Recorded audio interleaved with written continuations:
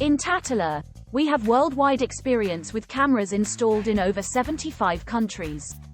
Our state-of-the-art OCR libraries and algorithms cover countries from all over the world, and we have the ability to create new OCR libraries upon request.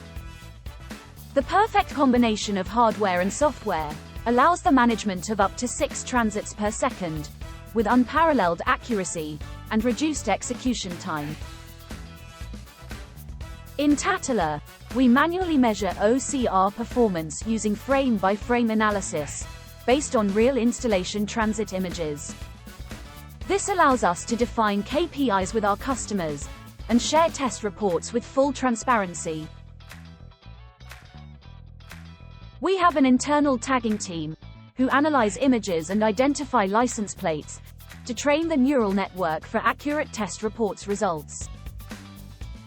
Our internal AI algorithm development team can develop new OCRs within 3 months and provide at least 12 releases per year, including libraries, updates, and improvements. Stark OCR USA is a sophisticated algorithm that has been developed exclusively for the US market. The Stark OCR is based on AI neural networks, which ensures quick execution time and high-level reading accuracy performance. It operates smoothly with the complete range of Stark-based cameras.